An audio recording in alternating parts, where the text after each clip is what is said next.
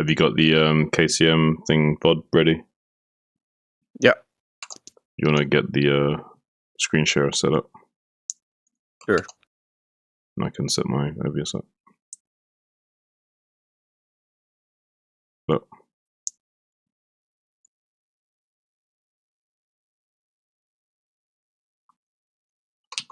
Did you happen to catch last week?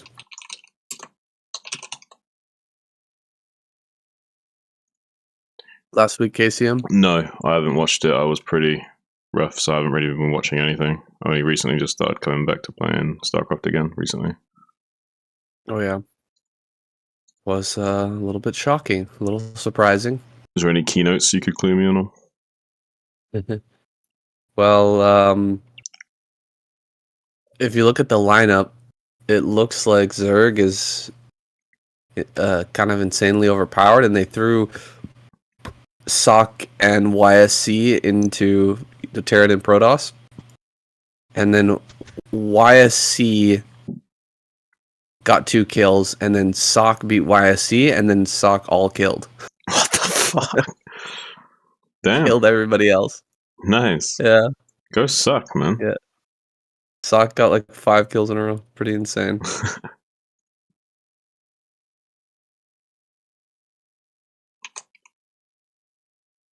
I mean, Suck's pretty good, but I didn't expect him to get a no-kill.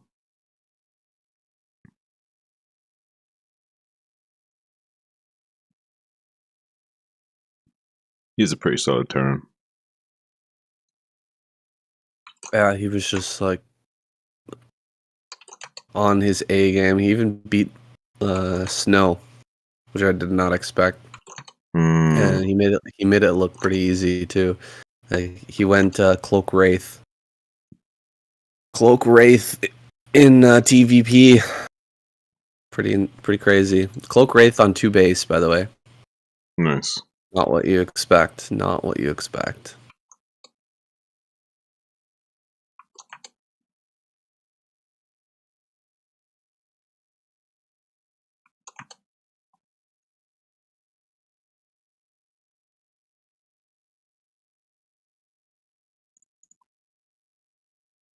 Alright, I'm just gonna set up this.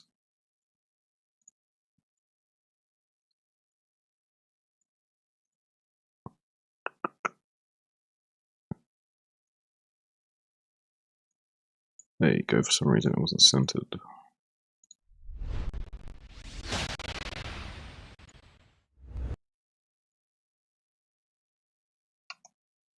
Still looks weird in there.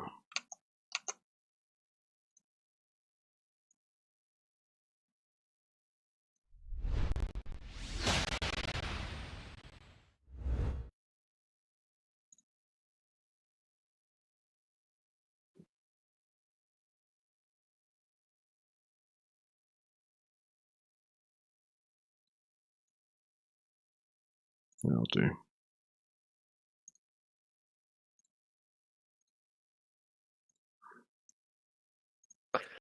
Alright, Sam. Oh, you're streaming in 1440 60 FPS. You meant to be doing that?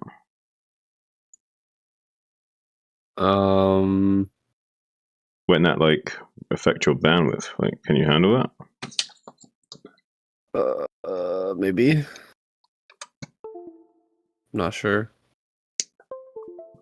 Yeah, I got Nitro. That's alright. I'm gonna go out on a limb and say you probably shouldn't.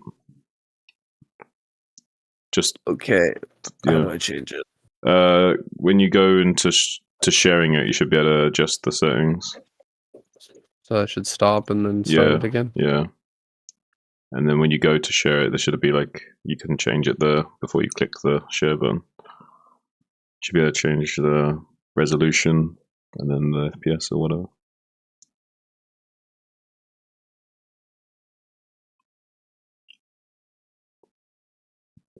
Because you're still on Wi-Fi, right?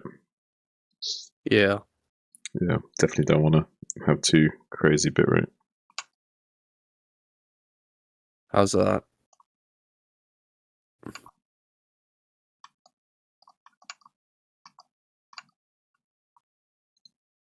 Let's have a look.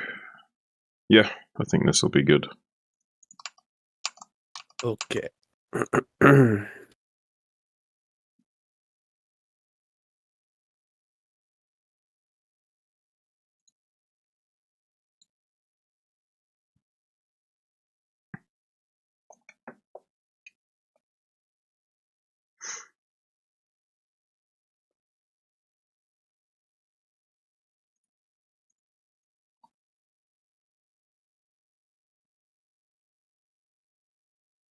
Welcome if you're just tuning into the stream. About to get started.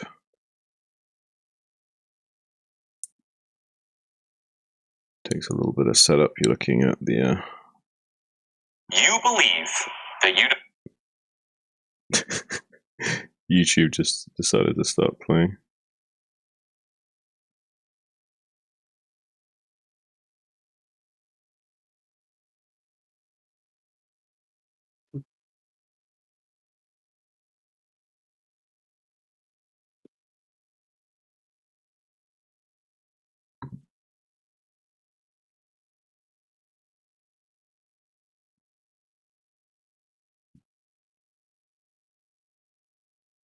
All right, let's set up. You okay, Sam? Yep, I'm ready. Oh, yeah. I'm pretty much ready. Okay. Just do a quick sound test. Okay.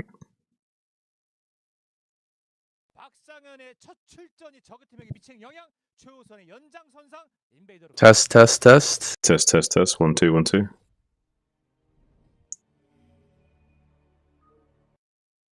Yeah, I'll just take a look.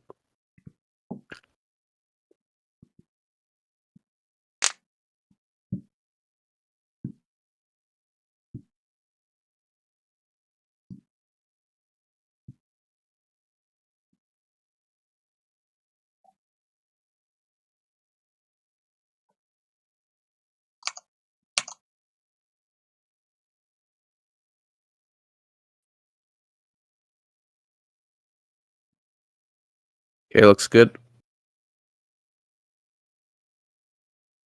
Looks good. Yeah.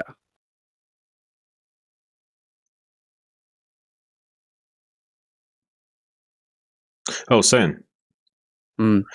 Is it okay if we talk a little bit about you in Japan during the cast? Like, if I ask you like a question here and there about like what's life been like in Japan and anything like this, or maybe even like how do they treat you in Japan since you're this like tall white guy with ginger hair? Like, do they like react weird? Do you know what I mean? Like, can I talk about that sort of shit, or do you want to leave that more personal shit out of the cast? Yeah, we could talk about that. I have over time like reduced the amount that I talk about Right. myself because a lot of people just don't like it. I don't know why. They just want me to talk about StarCraft. They're not really here for that, but I don't know. Yeah, it doesn't bother me at all to talk about it. Just I found that people don't react well to it, so I usually just don't Okay. talk about my personal stuff. I tried it for a while, like every game, almost every time I was adding like a little personal touch, but yeah, people didn't seem to enjoy it, so I stopped. Okay, fair enough. I may or may not Alright. say a few things like that, but I was just making sure it was cool in case I did. Sure. Yeah, no worries. All right.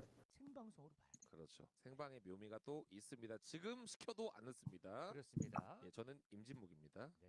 자, KCM 종족체는요 추천 즐겨찾기 유튜브 KCM TV 구독과 좋아요. 그리고 오늘도 지금 그 검은색으로 제가 보는 그 채팅창에는 검은색인데 에드볼론 있으실 거예요. 톡 던져주시면은 이렇게 팬이라고 옆에 딱 배지를 달 수가 있습니다. 자, 준비 끝났습니다. 뚜껑 열어보겠습니다. 박상현의 첫 출전이 적팀에게 미치는 영향, 최우선의 연장선상 인베이더로 가보시죠. What's going on, everybody? Welcome back to the KCM. Yes, week number 3 is ready and starting up now. We're on Invader. Going to be Soma versus Sock. Game number 1.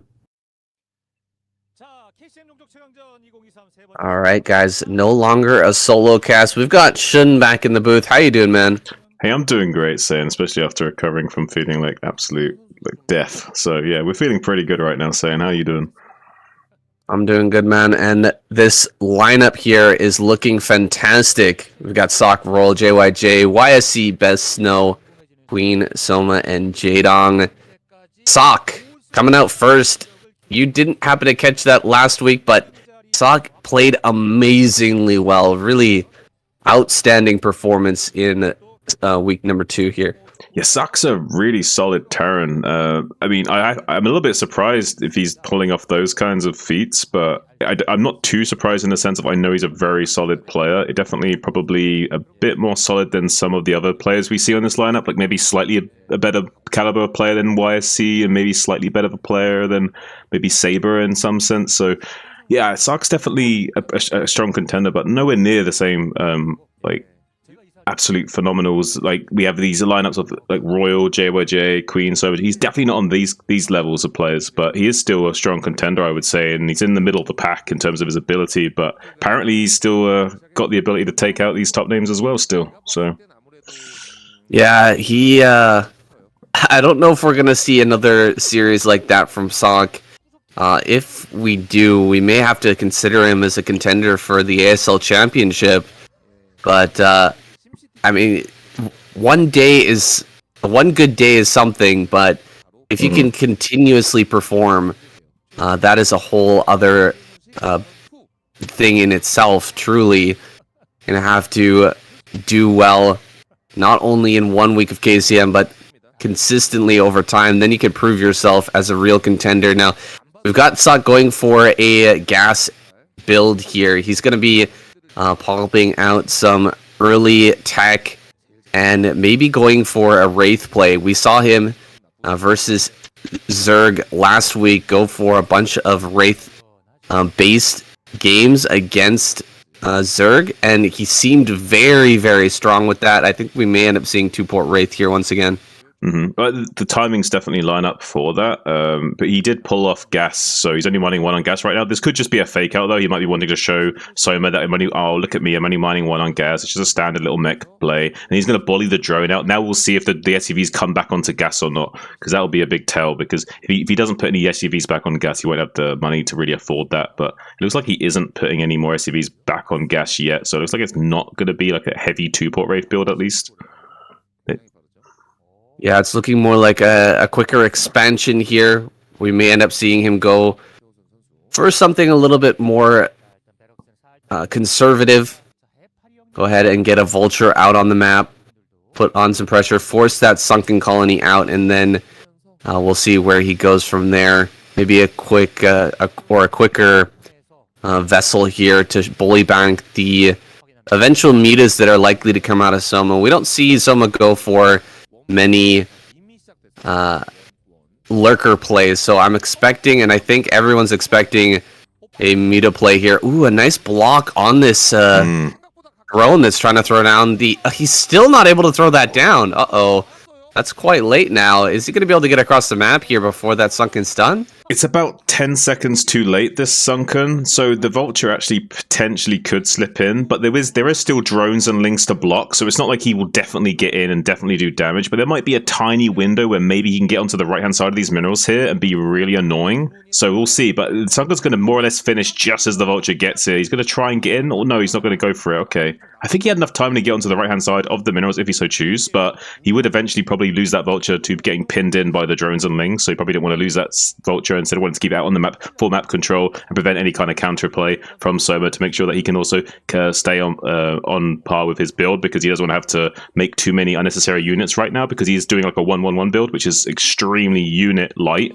And he is going for that 2-port Wraith. He is going for that 2-port Wraith, but he's going to do for the fast expansion first, Saiyan. So he's going to be the 1-1-1 into 2-port Wraith, which actually could be quite strong still. Yeah, this is very, very cool stuff from Sock. Cutting edge tank here, going for it. That 2-port Wraith. It's worked out amazingly well for him in the past week of KCM, but this is against a completely different monster here. We've got Soma, who is incredibly strong with his Mutalisk control. He's going to have his Spire done here before this 2-port Wraith really comes into into its own here before it becomes really truly powerful. Picking off an Overlord is great. If he can get one more Overlord here, he might be able to supply block Soma, but the Spire is already done. He is going to have some Scourge popping out here shortly. Yeah, he will get that one Overlord, but he needs to get out of here now. He needs to retreat back across the map and not lose any of these Wraiths. Yeah, I mean, they are basically like paper airplanes. They will die extremely quickly, and their strength will be in numbers later on, so losing any at this stage would be a very costly mistake. He is now going to be able to get out of the way of the trajectory of these Mutalisks, so he won't be losing this Wraith, but if he did stay any longer than that, the Mutas would have just chased microed him all the way across the map and killed the Wraith for free, so he's wisely going to be getting back to his base with that Wraith, and hopefully gonna be able to turn the tables on Soma in a little bit once he gets a few more of these Wraiths out. Once he starts getting like 5 to 7, he's got Cloak. Then it becomes a very heavily microable situation for the Terran, and he's killing his own Marine as well to free up some suppliers. Interesting, yeah, really cutting all the corners that he can. These two Scourge going to be flying into the main base. He's only really trying to get scouting information with this. It would be not ideal if he could catch like an air unit coming out of the starport, but he's not really looking for that. What he's really looking for is just any kind of scouting information to try and identify exactly what the Terran's going for here. And he needs to like just doubly confirm that there is going to be a commitment to Wraiths, and there is going to be Cloak. That's going to be really important for Soma coming forward here, because he's going to have to really commit hard into this air superiority to have any kind of chance of not just like being completely folded in half by these Wraiths soon. He is starting to lose more of these Overlords, but now that he knows it is going to be Wraiths, he's going to get on top of them with these mirrors and intercept them with the Overlord speed as well. So he's going to be chasing him back across the map. So good play from Soma thus far, not getting too supply blocked, and in the process also going to be able to bully these Wraiths back, and has enough Overlords in position to put on the pressure now. So oh, the Overlords are in a bit of a precarious position, but actually Soma coming back to defend those properly. Send the Wraiths running all the way back across the map. Nice Cloak here and a turn. He's going to get some serious damage. We're not moving towards the Overlord either, so one Muta goes down pretty much for free. A lot of turrets going up here in the main because Soma is coming across the map. He's dead set on taking down Sok with this attack. Oh, maybe get another Overlord here would be strong. Lot of Mutas here now. They're going to be coming into the main base. Let's see what kind of damage Soma can do. And how good is the micro of Sok right now? A lot of turrets are coming up here. Good micro so far, dealing a ton of damage. Getting some shots on the retreat of those Mutas as well.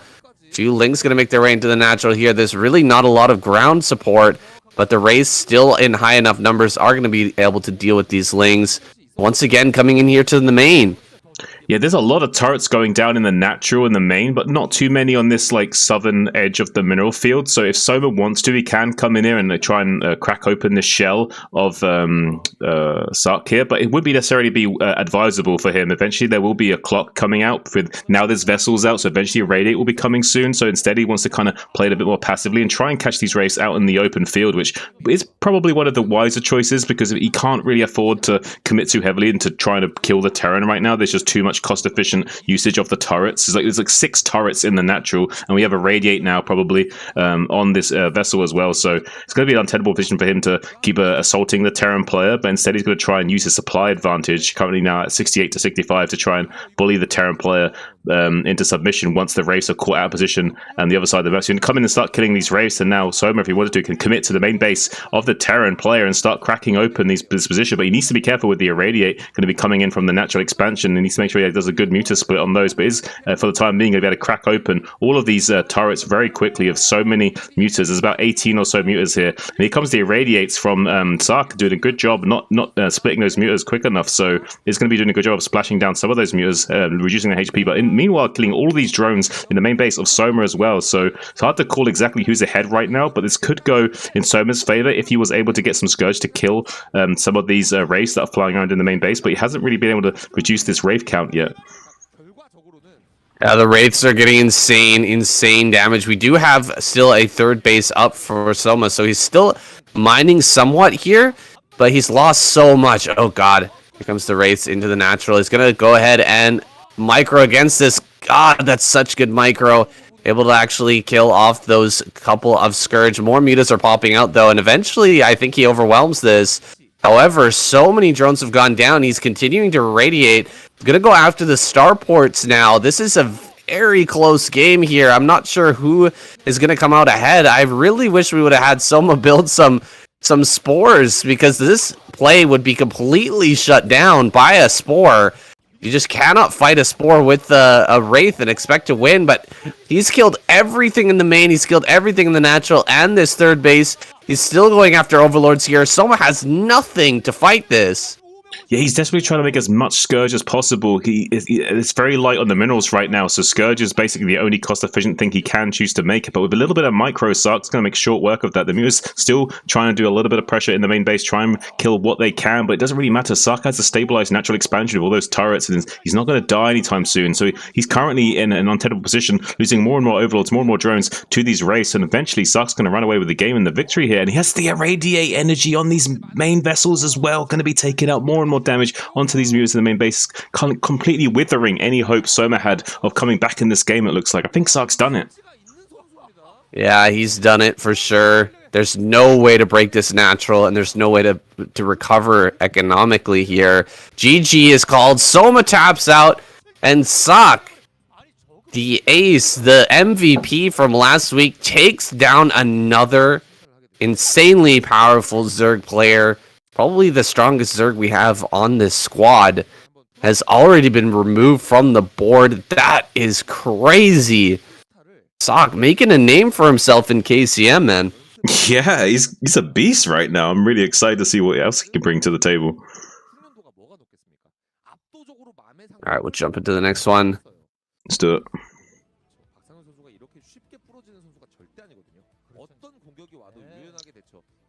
Give me just one quick second. I won't be long.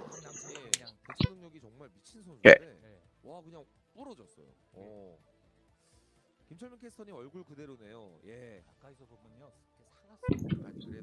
I'm good. 이제는 만으로 하잖아요. 53. 53? 원래는 그러면 원래 한국 나이가 53. Cross off this name. 같이 늙어가니까 좀 다행이네요. 아니 저만 늙어요 옆에서. 제가 지금 3년 차인데 저만 늙습니다. 자, 어쨌든간 53. 박상현 선수가 이렇게 쉽게 부러지는 선수가 절대 아니거든요. 어떤 공격이 와도 유연하게 대처. 진짜 물렁물렁한 어떤 그 낭창낭창하게 그냥 대처 능력이 정말 미친 선수인데 부러졌어요. Was Sark even qualified for the last season of ASL? Oh, sorry. Someone in my chat just asked, was Sark even qualified for the last season of ASL? I don't think he did. Yeah, probably I'm not sure. I don't know. I'm going to guess no, but... Sorry, Sam. No worries. Let me just start this recording.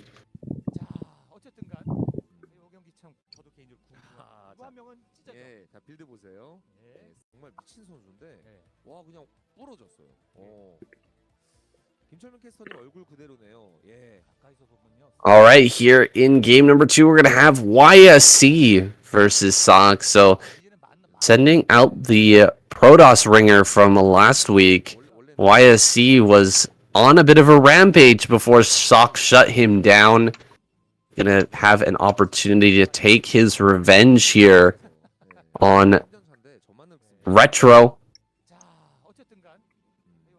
Let's see what YSC can bring out to shut this man down. Can he actually take a win against him? I feel like Sark's play has been immaculate so far in both matchups. Well, and utilizing Wraiths in both of them, surprisingly. Yeah, these spawns favor Sark as well, I would say. This is looking pretty good for him. I mean, he has a fairly easy to take third here.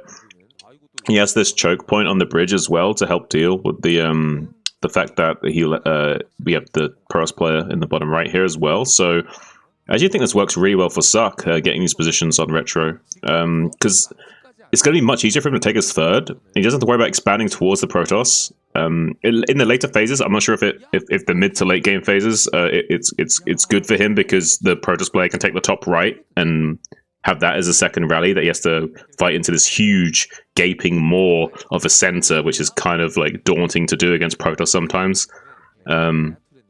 So I'm not sure if that favors him in the late game stage, but I think the early to mid game, these positions really favor Sark going forward here. He's going to be able to get a very quick command center as with the barracks, I think. Yeah, I agree. I feel like anytime you have your base kind of vertical and the opponent is Protoss is pointing towards you, it does favor Reaver play.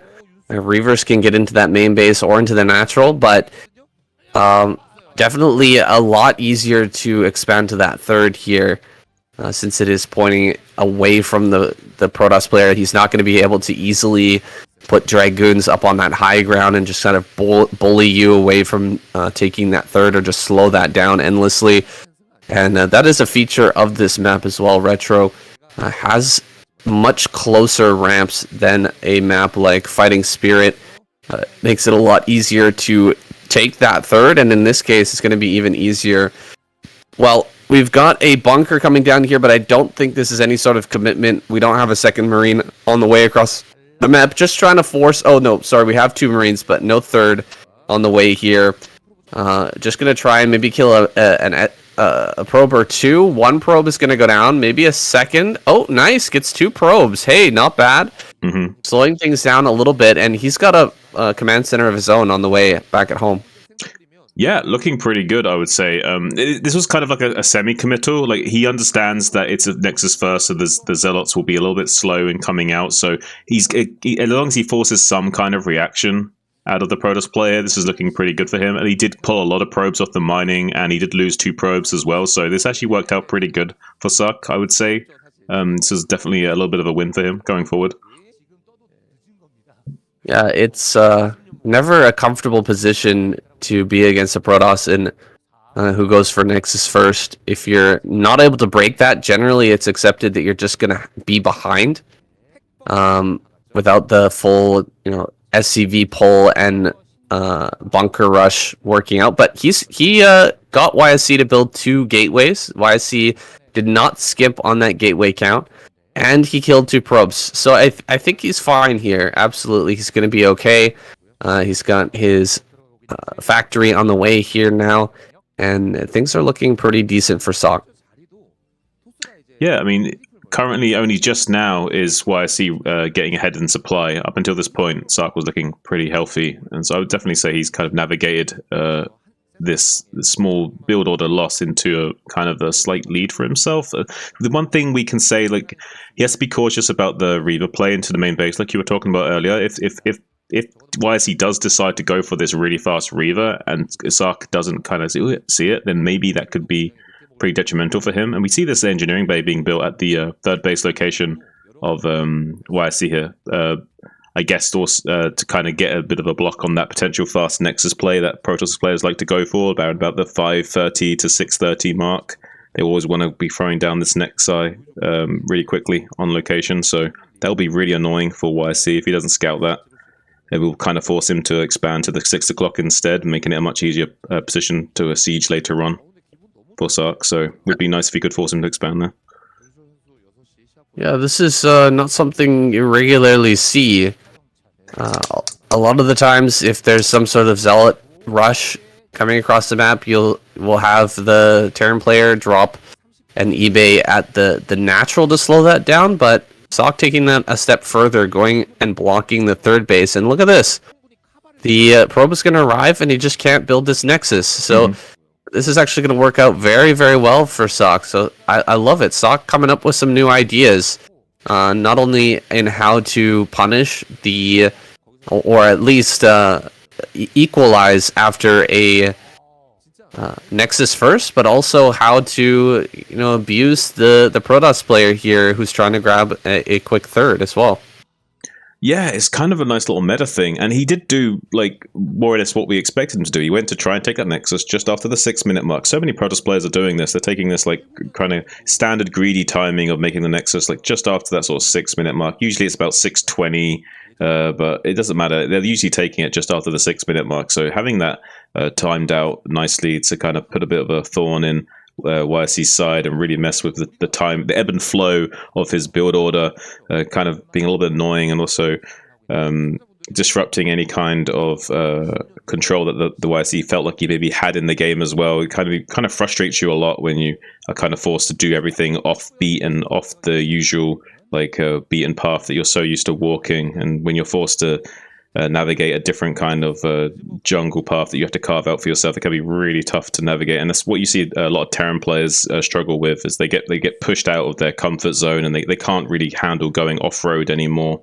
And like this SCV stuck in the little thing there, he's not going to get out of any time soon. That's kind of what Terran happens to Terran players. You know, they get like stuck between a rock and a hard place, and they just get trapped. Well, this might be useful for him a little later on. No, he's actually going to lift that off and get that SCV back to work. I thought that he was going to build a couple of wraiths here. We've seen Sock build wraiths and trap an SCV in some of his games against Protoss in the previous week, and use them to great effect to deal with his very annoying plays. Oh, he gets the first observer. Really, really nice job.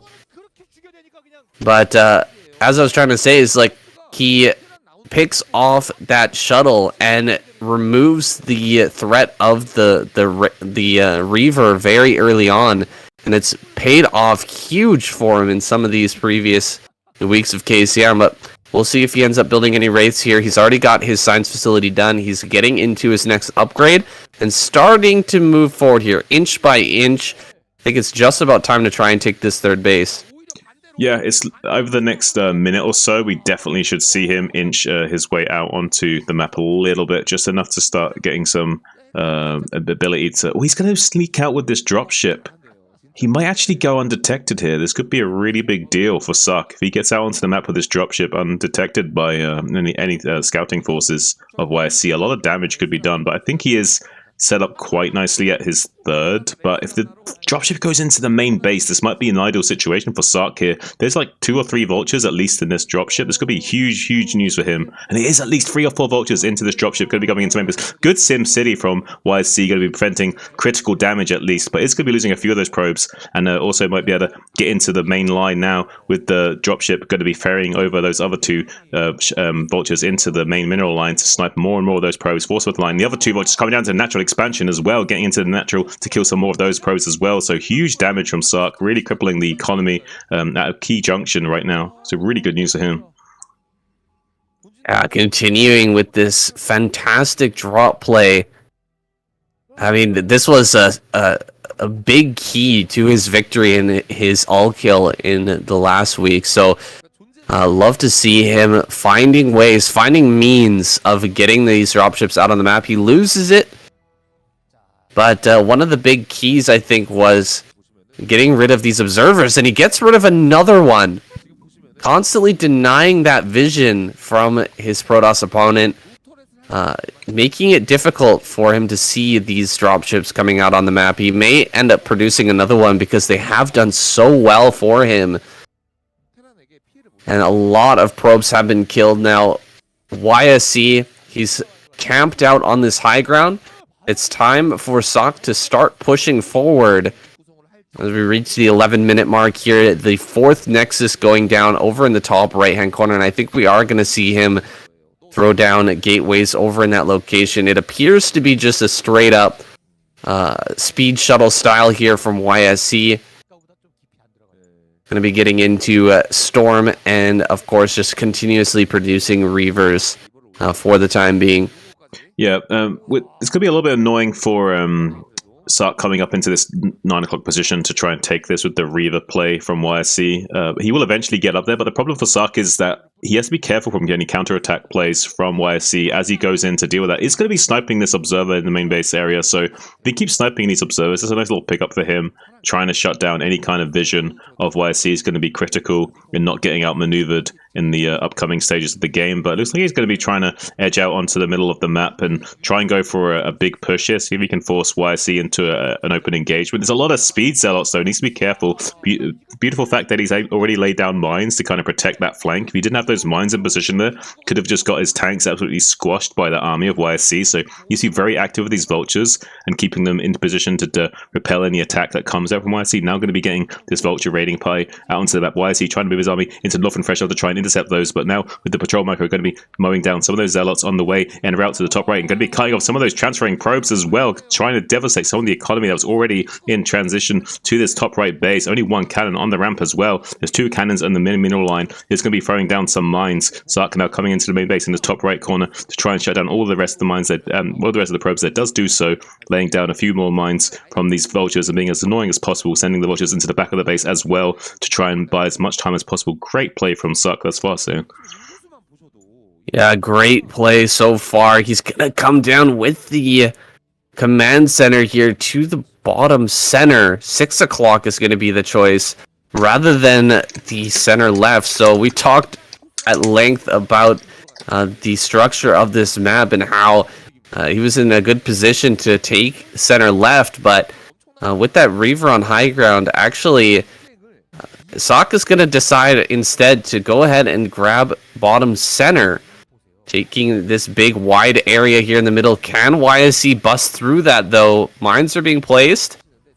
That's actually a lot of mines here and a lot of tanks nicely spread out. He gets rid of some of the observers here. Observers are going to come forward, but there's quite a few Goliaths in this army, and he could gun down that shuttle very, very quickly. So YSC got to be really, really careful about how he engages this. And as he backs away, Sark takes this base. Hey, I think Sark is going to grab this third without much problem and transfer SCVs here. Oh, this shuttle's going to try and run through, but gets instantly gunned down. Damn. Sark is playing out of his mind right now, deleting every attack. He's going to get in here. He stops, kills off some of those Templar, kills a ton of Zealots, and now he's going to dive right into the natural, kill a ton of probes as well. Looks like all of these vultures will be sacrificed, but this is fine right now for Sark. He is building up into that late game army. He is happy to sacrifice some vultures for some probes. With this third base up and running, he doesn't need to move out anytime soon. Well, yeah, absolutely phenomenal play from Sark there. Just on top of everything, sniping the Templars as well, like after that as well. This guy is playing absolutely like a madman right now. The only thing I would fault him for was his macros a little bit slipping earlier, but other than that, he's been playing on fire pretty much all game long. He's done a great job, considering how late his third base was as well. Like you see a lot of Terran players make the mistake of just rushing, taking their third base without really like thinking about how they're going to navigate that, and they just push for the third. They take the third. They don't even think about it, and then something goes wrong. Whereas Sark really methodically took this third base and took it as like the latest possible he could take it, and did so much with just 2 base worth of production until that time as well. So really stellar stuff for him. Now kind of racing ahead of supply of YSC as well. Even though YSC's on 4 base right now, Sark's completely set up absolutely phenomenally well. This looks absolutely awesome for Sark. Positionally, he's in a great advantageous on paper he looks great, and also I think in terms of how he will be able to execute this game going forward, with having the 6 o'clock position and being able to push across the right hand side of the map straight to the main base production and contain this rally point, it's going to be really easy for him to close out this game if he just rolls out right now. So he can force the Protoss player to attack him in the middle of the map, and there's nothing really YSC should be able to do about this. Sniping off the High Templars as well. What do you think, Satan? Is anything YSC can do? We have 2 speed shells coming in right now. Not if he loses these speed shuttles before the engagement occurs. You need those speed shuttles so badly. That's really the only tech that he has that is actually worth anything right now. He's got mostly gateway units, and then the shuttles with some storms inside of them, some zealot bombs inside of them. If he loses one of these before they connect, he's got 5 shuttles now. He was supposed to have 6. That's a lot of zealot bombs. So he's relying on this to break the push. But, you know, Sark being completely methodical. He's got a good number of Goliaths here. He's being super active with those throughout this entire game, making sure he's gunning down everything that he can. His tanks are pretty stacked up here, so he's got to be really careful with how he engages here, because storms could tear this apart. Storms are the difference maker here in this matchup, in these situations. But getting shoved back, losing those Templar, when is YSC going to engage this? Is he going to wait until Sock is like right on top of him? Oh my god. Sock coming up to take the middle? Is that real? Alright, some shuttles making their way down towards 6 o'clock. Actually backs away, seeing the number of turrets. He's got to break this push, man. He cannot allow this to get any closer. D-Matrix here to negate the storm. I love it. Sock shoving right up here into the natural and containing YSC here. Yeah, doing an absolutely great job. I actually don't mind him taking the middle here. It's a very safe expansion for him to take. He needs a little bit of trickle of minerals to keep these vultures coming out. There's so many tanks right now containing this rally point. There's a few speed shells here for YSC going to be coming in to try and do something about this push with these setup bombs. There is also some more Sonic Storms coming down, but there's beautiful D-Matrix coming from these science vessels, negating the majority of that incoming damage, 110 over 2.5 seconds. So there's a lot of damage that's coming out from these true damage spells, which don't even care about the armor of these Terran units, which is why Storm is so good against Terran, because it just has no protection against it with the armor value. So getting pure damage on those tanks is huge for YSC. It's his only hope of really breaking this push right now and this contain. He needs high temperatures on the high ground, raining down Sonic Storm. But with this huge economy boon of Sark now, with this middle base secured, it's going to be even tougher for YSC to out-trade him. And now his production line is kind of exposed, and he's getting more and more of his units completely mopped up as they come out. And huge advantage for Sark right now. Currently dwindling him in supply, completely eclipsing him. So I would say Sark right now, it should be absolutely destroying YSC going forward in this game. Huge storm drop at the 6 o'clock though. That was really close to being every SCV there. He was pulled to the gas, and there was an opportunity to kill all those, but YSC not able to get those kills. I think he only killed maybe like 1 or 2 SCVs, and now raiding the main base here, sending the tanks in. YSC is falling apart, only 124 supply. A lot of that is going to be inside of these gateways, whereas, almost maxed out here for Sonic. Most of his army is right in the face of YSC here. Everything as it's popping out is getting killed. Templars being produced up in the top right. He did manage to get another production center going up there in the top right, but just not able to deal with that push as it was coming across the map and containing him in his natural. GG. YSC taps out Sock once again on a roll here in KCM.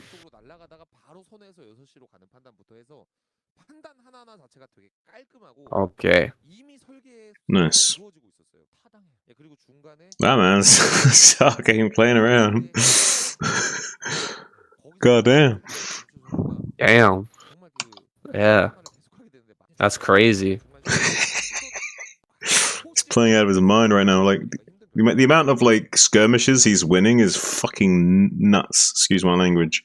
Like, the amount of times, like, he's playing almost perfectly where he's, like, baiting out storms with his vultures, and, like, so he's not only mitigating the damage that's coming in from those storms, but then he, like, as soon as those storms are, like, he then dives in and snipes High Templars the second he's baited out storms as well. Like, he's doing that while he's macroing, and he's taking, like, 4 bases, and he's mining up the entire map. He's, like, almost got half the map in terms of, like, map control. I felt like Sock was like, get out of my game, man. Like, it was, like that last push. Like, as soon as YSC backed away onto his own high ground, he just like unsieged everything and just walked forward, even through the storms. Just didn't give a fuck. He was just like, just get out. He has so many tanks. You lose. Like, he had so much. He had so many tanks. He had so much supply. He didn't take the greatest trades at the end, but I mean, he pushed into the main. Who does it? Like, almost nobody is going to do that, because it's just so cost inefficient. But right, yeah, that's crazy. He was like 70 supply up at the end, which is like crazy. Like, I don't know how he's able to trade this well. And think about how he navigated the early game. Like think of how Yeah. this went. He did the little bunker rush thing, which kind of like forced off some mining and like messed up with the early game. And then he also blocked the third Nexus going down on time. Like he did all these little things just to mess with YSC's head a little bit, and it like messes with the ebb and flow of the Protoss player. They can't quite get that like big powerhouse structure that they need and that they used to, right? It's one thing like being able to execute a build well. It's another thing being able to execute a build well while everything went wrong at the early game. You know what I mean? Yeah, it's so annoying as well to lose your observer over and over and over again. It's like me as a Protoss, you're used to having the vision of when the Terran is moving out all the time. You know, you're used to always knowing, but with the observers placed at the same spot, it's like such a habit you could see from YSC kept putting it there over and over again and just getting picked off. Oh man, it's crazy. I don't know if Jadong could take him down here. It's Jadong versus Sock coming up next, man. Cameron in the chat says that eBay block was awesome. Delayed Nexus an entire minute. Yeah, and it's like you said, the third from Sock was slow, but all those little things that he did, the drop, the eBay block, the vultures running by, everything just culminated into a beautiful game. Like, and think of how long he stayed on 2 base. This is the thing. Think how late he took his third base. Yeah, but very late. But only because he did all these other things allowed him to play in such a way. It's just beautiful, beautiful execution. Yeah. Yeah, it's a long distance to try and take that third at 6 o'clock. There's a lot to cover, so you have to take it super slow. But it felt like YSC never had a chance, man. He never had a chance to try and break him. Yeah, and Cameron said he killed a small village worth of observers. It's so true. Without even wraiths as well, just scan and Goliaths and vessels. That's all you need. Yeah, that was impressive. Very impressive. All right, you ready for this next one? You want to break? I've been tooting while we're talking, so I need like maybe a minute, and I'll quickly grab a drink as well, because I'm running out of drink. Okay. Won't be long though. All right. Back. One sec, guys. Don't go anywhere. Stay tuned.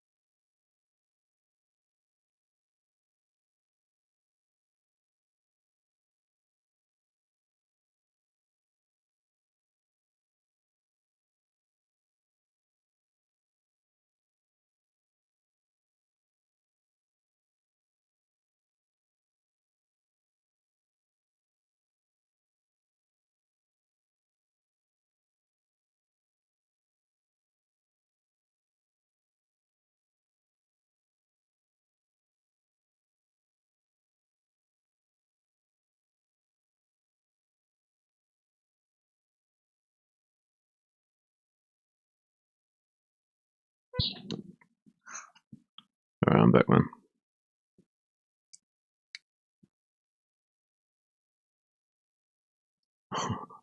Yo. You ready?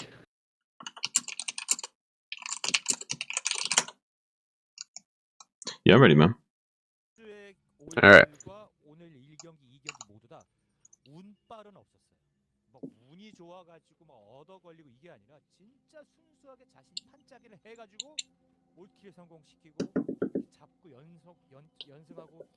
Jadong gonna be sent out here to battle YS. Let me start over. Here we go. Come on, run it back. Run it back.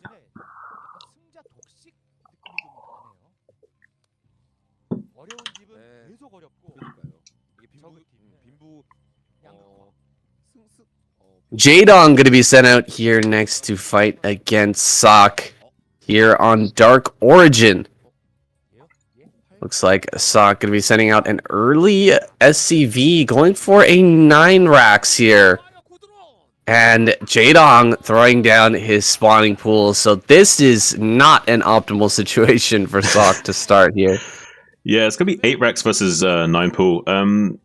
he can build a Mickey Mouse wall here. So I actually the big issue here for Sark is how does he get his second and third Marine into a safe position, because he's going to be able to have at least one Marine in the safety of his wall, but once Jaedong starts to put on pressure at the front door here, it's going to be a little bit tricky for him because the Marines are going to be spawning on the outside, so there'll be a little bit of pressure here from Jaedong, and I don't necessarily think that Jaedong's going to do a full committal here. We'll probably see just 6 Zerglings into expansion from him, so this will just be like a little bit of a repair bill that Sark has to pay probably, so it will be interesting to see how they both navigate this early game. I imagine it's probably going to even out fairly equally. I don't think that either player will have a significant advantage going forward. It depends on how quickly Sark can identify and respond to these first 6 lings that are going to be hatching out. And he has got his really early SCV scouts, so he should be able to navigate this just fine, but needs to be careful he doesn't lose his first Marine to this drone, because potentially this drone could block the supply depot from going down as well.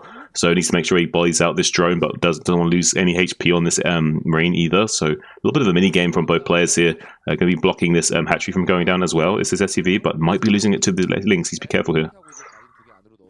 Yeah, it's going to be able to lift off and land that barracks with 2 Marines behind. That should be enough with some good target fire to push these links back.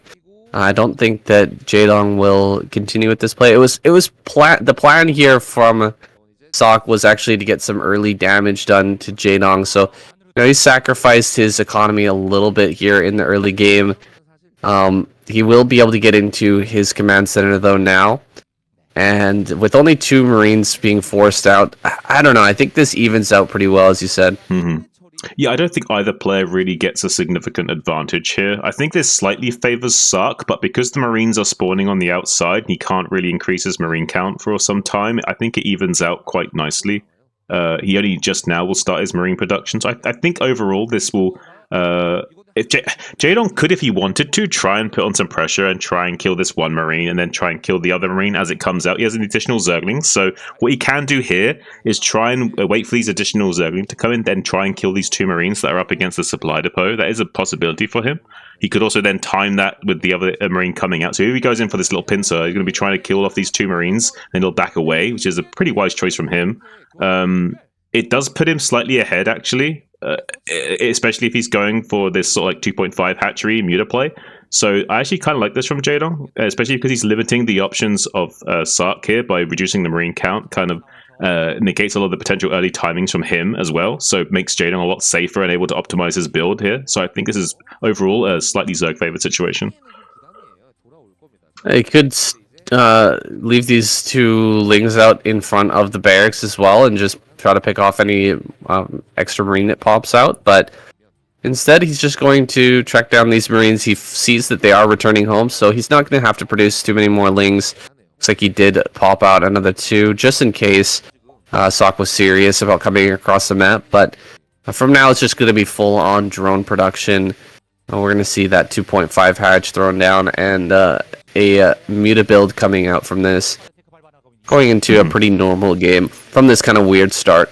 Yeah, and more or less the similar from Terran's side. It's just going to be like a two barracks academy, just with the unorthodox start. And that's what you'll see a lot of these pro gamers do. You'll see them more or less try and go for the same objectives as you would on the ladder. It's just they're going to navigate that tech path in a lot different of manner than you would usually do, because there's a lot of mind games and little skirmishes and mini games that happen in the early game phase to try and get a little leg up over your opponent, because they're both so good at the normal way of playing the game, and they've walked that path so many times that they kind of like try to get an advantage over one another by like jostling for position and trying to outmaneuver them, because they know the beaten path so well that they want to try and cut a shortcut through the jungle and like get a little bit of an edge over their opponent if they can.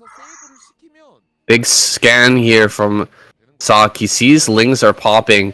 He may end up getting trapped here, but look at that. Tucking his Marines against this wall in. Oh boy, backs to the wall here. Marines are going to do very, very well. Lings come in to try and cut down this Marine number once again, but not really getting the best trade there. Jaedong shoved back once again. More barracks are on the way. We're going to have a 4 racks play. Very, very popular in today's day and age. A free Marine wandering out on the map. does get picked off, but I think overall Sok doing a good job handling this early Ling aggression. There's not too many drones here for Jaedong.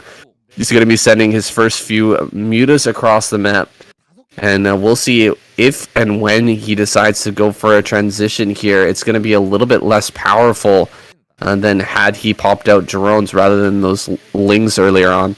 Right, and I really like this from Sark. He's got a zoning turret already going down at the bottom of his ramp. He really needs the zoning turret. It's super important. If he didn't build this turret here that the observer just clicked on, he'd be in a little bit of trouble here from Jaedong, and Jaedong could really exploit this open position in the natural. So I really like that Sark just didn't even hesitate, just threw down that zoning turret at the bottom of the ramp, just like Flash would, and just didn't even bother making any cuts. And now, though, needs to be careful, starting to lose SCVs one at a time. There is 7 mutas, enough to kill SCVs with one shot. A little bit of miss micro, uncharacteristically from Jaedong. Going to be losing that muta and not able to snipe that. But needs to be careful on the retreat. Beautiful play from Sark in position to catch those mutas as they on the escape trajectory from the main base. So already on top of everything. Going to be scanning down the third base location. Just as Jaedong's going to be throwing that down as well. So Sark really on top of everything so far in this game. Doing a good job of weathering the storm of Jaedong. Currently playing at 450 APM with these mutas. Trying to do what he can to find what damage he can. But so far, absolutely aligning himself perfectly to this aggression from Jaedong in the early game. Now starting to slowly trickle on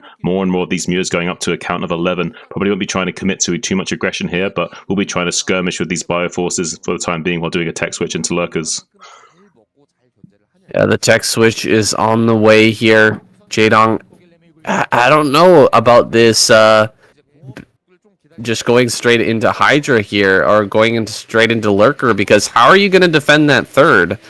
That third is not a high ground base. It doesn't have a ramp. It's going to be very difficult to hold off, you know, a lot of Marines coming around the side there. Ooh, getting in here between the rally points, managing to pick off a few extra Marines with some Lings and Mutas. But he's got to be very careful about engaging with this, forcing out more stims here, fighting with this Marine medic ball as much as possible, skirmishing that down as much as he can. He's going to have to remove this medic Marine force, I think, from the map if he wants to stand any chance, I think, here, because the lurkers, like I said, you're going to have such a spread of lurkers to defend. There's no real good spot to try and hold a ramp or anything like that. What are we going to do here for Jaedong?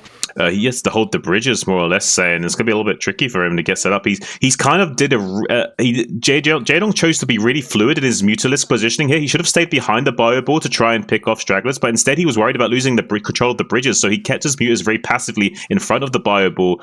But now he's going to be punished because now he's given up too much ground to Sark, and now Sark's already at his door, at his gate, ready to beat on it, and he's got these ramps he could push across any moment. There's a strong mutaling force here, though, so if he does try to move across the bridge right now, Jaedong has enough units to counter that, so Sark wisely not going to be pushing across those bridges anytime soon, but needs to be careful because now that these bio balls all blobbed up like this, he can trade pretty well against these mutas. Jaedong, though, doing a phenomenal job of shaving off a lot of these bio units in the center, and considering they're already in square formation like this, and Jaedong's already able to trade this efficiently against that big bio ball, I'm kind of impressed by that. Usually once the Terran player are in tight square formation like that with like 2 control gates with plus worth of Marines, usually you don't want to engage that, but Jaedong's showing that it's still possible.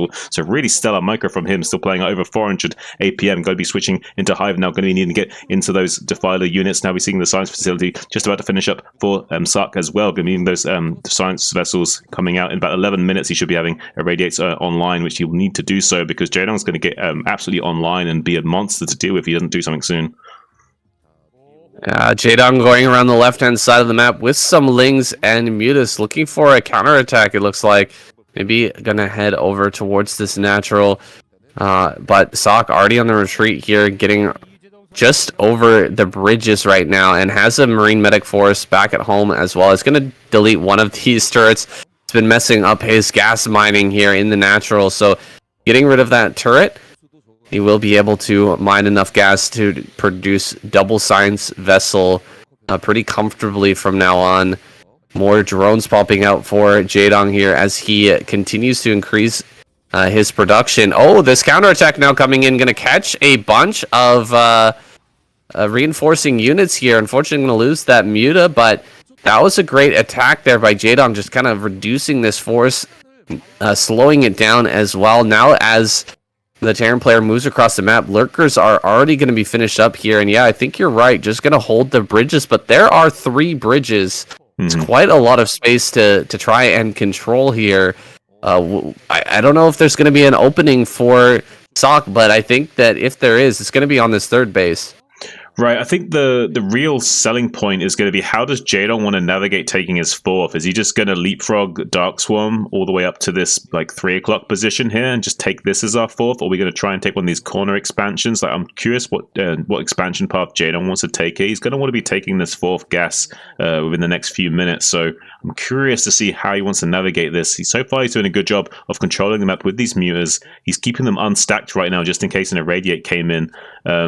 But he's got a lot of lurkers here to hold these ramps, so I don't think he's at any threat of dying or taking any kind of economic damage for quite some time. So it looks like Jaedong's expansion is going to be in the bottom left as well. So I kind of like this. I think this is probably one of the best option for him in this current situation.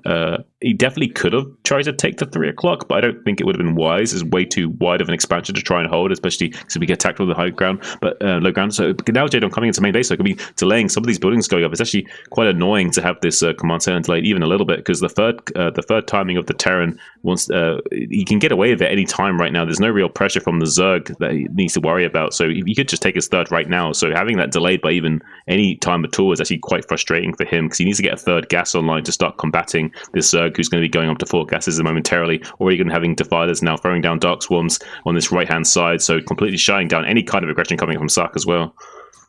Ooh, looks like maybe some hold position lurkers here. No, they are not on hold position, but they're going to get some kills nonetheless. Muta's coming into the main once again, slowing down this command center. Maybe he could actually force the cancel here. That would be huge. Nope, Marines are going to come up to support. Jaedong not paying attention to this. He loses a couple of mutas, but he kills the SCV once again, denying that base. Stack of lurkers here down at the bottom left-hand corner. This is the altered version of Dark Origins, so there's no other pathway except for this ramp here to get down into that bottom left. You can see the center, or the left-hand side, that path has been removed. And this base has become a lot easier to hold, so Jaedong taking advantage of that change.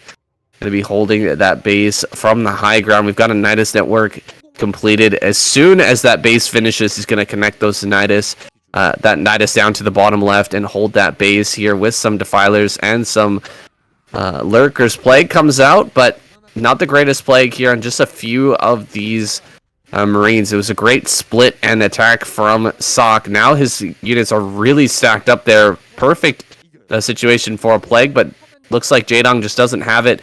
Coming out with some Hydra and Ling here. Looks like he's transitioning fully into Hydra Ling, Hydra Defiler. Scourge almost getting some good connections there. Managed to kill just one science vessel.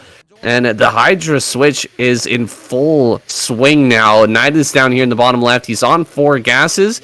He's going to be able to produce so many Hydras and Defilers off of this. Yeah, the Hydra Lurker-Ling Defiler is just like the most cost-efficient setup you can really get against Terran, generally speaking. So yeah, he's going to be really trading well against Sark going forward here. Is Jaedong already doing a good job of securing the center map? There is some dropships out, but they're spotted by the Overlord. So now Jaedong's fully aware of that. Beautiful play coming down on those vessels and Marines. Now Sark in full retreat as Jaedong surges forward, picks off the science vessel. Sark is not on top of things today, saying he's in a little bit of a trouble here. The dropships now swinging around to the western side of the map, going to be trying to head down to the left-hand side of to the bottom left base to try and take out some damage there. Maybe he can do something to Jaedong and try and secure some kind of advantage. But if he doesn't do anything with these dropships, he's going to be in a lot of trouble. Here come the Jaedong with the Hydras as well. I think he's trying to intercept the dropships. He knows that the dropships are down there. He could get on top of them if he was a little bit quicker, but so far now he's going to swing down to the natural expansion. Jaedong also running down to defend that. He has a Defiler and some Hydras here as well. Could be throwing down some Dark Swarms to deal with that. Oh, beautiful interception from Jaedong. Going to be reducing some of the damage here. Some Firebats going to be trying to mow down some of those drones. Does a good job of that. Another Dark Swarm coming down into the main base, preventing some of that damage. But now Sark getting on top of the drone line in the main base will be taking at least a good amount of these drones down. Jaedong doing what he can to try and get into the main base with what units can. Of Sark was rotating back out with to by the third base, heading north with those drop ships after dropping off all the units into the main base, doing what damage he can. And these units are trading very well. And now these drops are scooping up more units to come in and reinforce his position down here. Jaedong in a little bit of trouble as he tries to stabilize with with this kind of haphazard defense. It's really annoying to come down and deal with bio units. They're so strong in small numbers, so Hydras aren't really fighting well when you haven't got the support of those the defilers that you usually need. Sark doing a great job of picking apart Jadon right now, saying. Yeah, this game is getting insane right now. It felt like Jadon was all over him with the Hydra Defiler. That push across the map was so good. And now Jadon actually going to get up in here with a Dark Swarm and a few Lurkers onto that third base, pushing everything away. This is a dead base here unless he manages to pick that up and float. Another drop into the natural, killing even more drones. Sok really making this into a crazy one. But I mean, most of this has been cleaned up, and Jadong's going to get back to mining here. He has still tons of Defilers. He's still got 4 bases.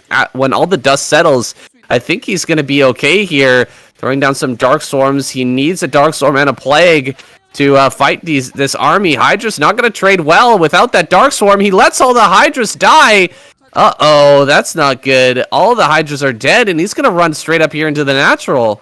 Wow, I can't believe Sark has just flipped this game on its head. What a beast, what a specimen. Absolutely destroying Jadong with this like special forces style play. Like he was completely outmatched by Jadong in terms of position momentarily. And then all of a sudden just started like flipping the script on Jadong even after those great plagues and surging forward with those Hydras taking out all those vessels. He lost so many units for free and still managed to somehow find some damage, some way, somehow. The Sark attack just absolutely on top of everything this game. I'm kind of shocked by his absolutely stellar play. Like he's really showing his caliber and like coming into his like element right now, saying. Yeah, it's really impressive to see Sok gonna come in here one more time towards the natural. He's taking advantage of the weakness here from Jadong after all of this chaos has been going on. He hasn't had time to fully rebalance here in his natural. He's building up a bunch of Lurkers. Once these are down and in position, he's going to be able to defend more strongly here, and all of these are going to die, forcing everything back. Sok retakes his third base, but I don't know, man. Let's take a look at the science vessel count as kind of a proxy or an indicator here of how Sok is doing in this game. He's only got two science vessels. Okay, there's another 2 there. So 4 science vessels in total. A lot of those have been picked off throughout this game. More dropships out here. Unless these are the dropships from before. I'm not sure if those were picked off, but drop play is probably the only way that Sok can make this work at this point. Factory is down. He's eventually going to transition into a factory style with lots of tanks coming out, but that's not quite happened yet. Another couple of vessels go down here, trading out just a couple of irradiates, and this is becoming really hard for Sok. He's going for the main base. Can he actually get in here? Scourge are on their way. He's going to get one of them. Oh, he's going to actually get out. He gets all the units out of this. Crazy that those those weren't able to connect. Those Scourge just didn't want to attack there. That is wild. The Marines here in the main are going to be making a stink while this attack comes running by. Sok's just going to run by these Lurkers. Are you kidding me? This is crazy. 4 or 5 Lurkers just completely ignored there at the natural. He's going to try to trade the best that he can here in the natural. Most of those are going to be cleaned up. Another drop coming through. He's going to drop behind the natural minerals. Another run by here for Sok. Jadong just slightly out of position with those Lurkers. He's getting a lot of damage here. This is an unreal game right now, but Jadong is pulling ahead in supply. Everything is getting cleaned up eventually, and a lot of these vessels have gone down. A lot of the dropships have fallen as well, and now Jadong's starting to push on the map. I think he's finally gotten himself into a position where he can start to put the pressure back onto Sok. Yeah, it's 2-2 upgrades for Jadong up against a 3-1 of Sark, and it's looking like it is a bit of a Jadong favored game right now if he can just somehow get in there and start trading cost efficiently. But right now, Sark does have a little bit of a positional advantage with these bridges. He can hold these bridges for some time, but the problem is that once the fighters get across the map, it's going to be very difficult for him to hold. So now we see Jadong putting on the pressure, gets the Dark Swarm into this third base, and this could be a little bit of a checkmate move here, because once he shuts down mining at this third base location, it's going to be really hard for Sark. He's currently not mining in his main base or his naturals. This is his only mining base. base. And whereas Jaedong is mining kind of happily on like 3 to 4 bases worth of production here. So shutting down this mining base is big news for him. Just like Sark trying to rotate down to the southern threshold. And then going to be GGing out though is Sark. It's Jaedong slaying the beast finally. Jaedong takes him down. That was a very impressive Hydraless Defiler game on Dark Origin. I think that Sok really made it kind of wild there in the mid game with the 4 dropships. He gave himself a very decent chance of taking the game, but Jaedong continuously producing, continuously keeping up with his Hydraless play there, keeping his lurker number high, and also picking off the irradiates there, picking off the science vessels over and over and over again, eventually able to weather the storm. He shuts down Sok and will move on. I love to see Jaedong get a win here. Let's go on to the next game. All right.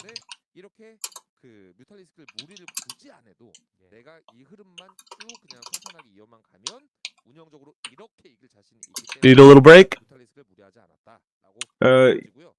Yeah, I might do a little toot toot. Like a little toot toot.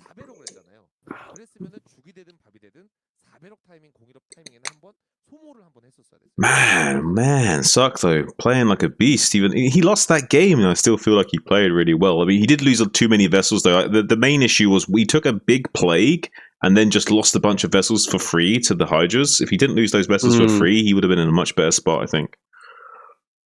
Yeah, the initial push across the map, like right when Defilers came out from Jaedong, was beautiful. It was amazing. Like he just kept the rallies coming, he kept the Hydras coming, and he just never stopped. You could see that Sok was like struggling to macro and like do whatever it was at home to prepare, but the push was just non-stop. He just kept moving forward. Right. Jaedong just kept pushing forward, and then eventually, Sok gets caught with all of his science vessels together, gets hit by the plague, and he starts to move backwards, and then Jaedong just keeps advancing, getting on top of him. It's so hard to do that type of play, like to shove forward like that with Hydraless Defiler is incredibly hard, but Jaedong made it look so smooth.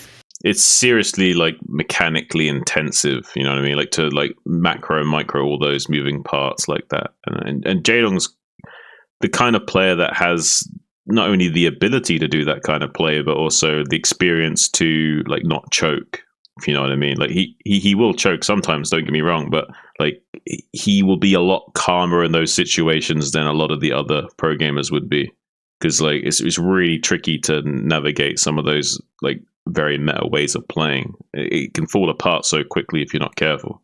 You need to have a very cool head about you. It's almost like driving a Formula 1 car, like one small mistake and you're just going to crash. Yeah, he made a few small mistakes there. Jaedong took the advantage, and then, I mean, the drop play was great, but just a little bit too much of a macro engine there. It for gas as a Hydraless Defiler player, like you have so much to work with. It's crazy.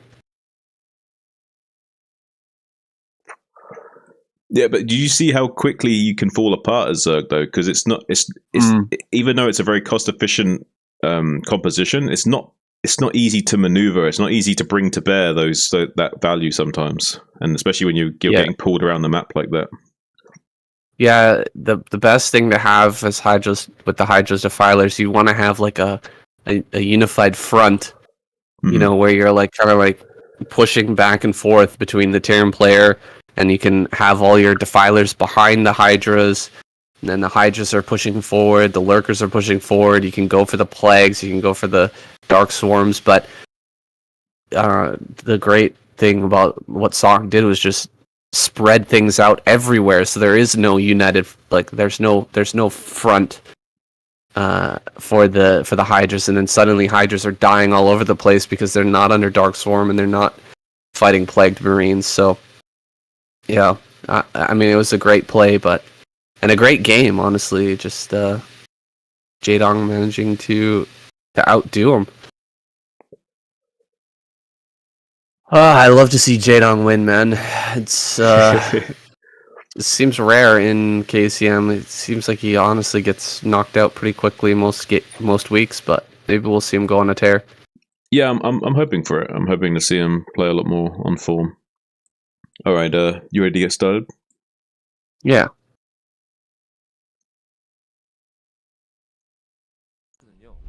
제가 조금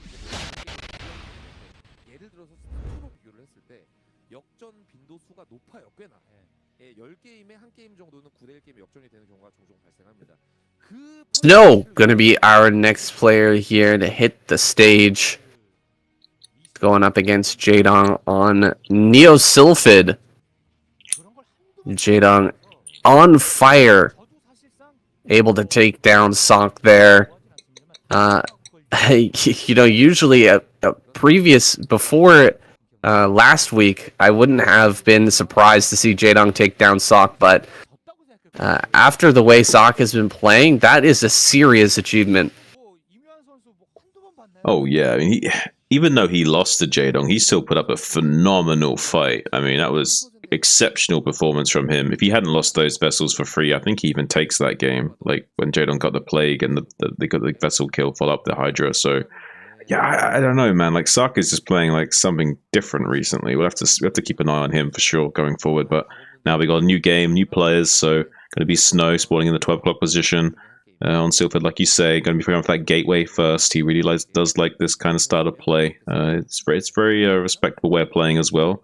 You don't necessarily have to try and commit to do damage with it, but definitely allows you to set up for a stronger mid-game push at the very least by having a higher Zealot count. So allows you to have a bit more flexibility going into that early to mid-game phase. And we'll be wanting to take his Nexus very soon, despite going for this early gateway. So I believe that Jaedong will most likely not go for a 973 here, because you can't really line up a 973 against Gateway first unless you do significant damage to the Zealots in the early game, and I have a feeling that Snow won't put on too much pressure onto Jaedong after the first 1 or 2 Zealots. We'll have to see. Interesting. Look at that, taking the natural gas. What do you think is the thought behind that? He's trying to hide that from Snow, I guess? Yeah, he's just hiding the gas timing. That's all it is.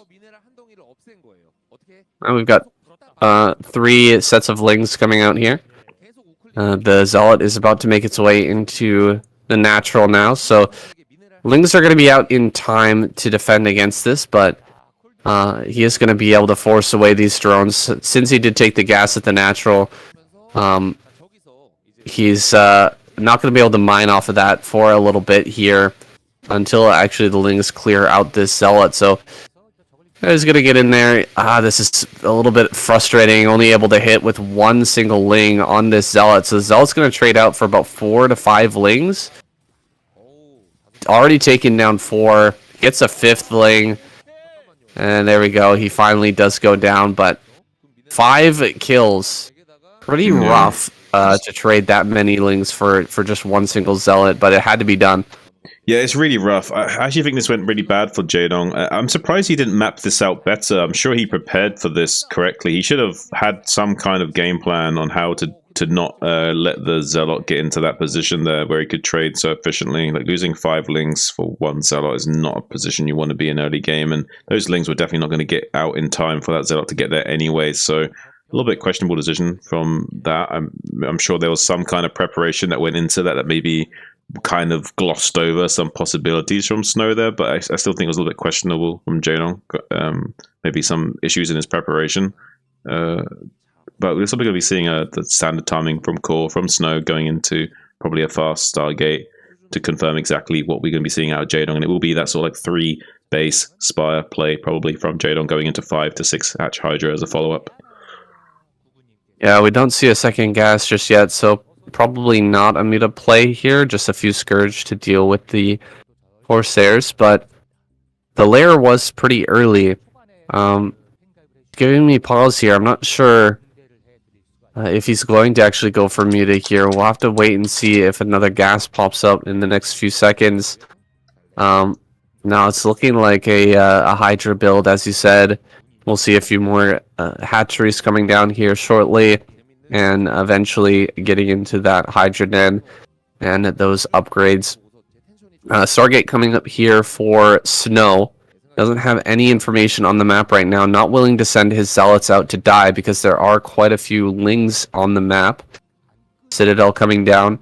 He's just kind of going on faith here that what he's seeing is indicating that there's not going to be a 973. Yeah, I mean, he's fairly confident that if it was a 973, he'd probably be able to at least fend it off initially with the zealots to buy some time.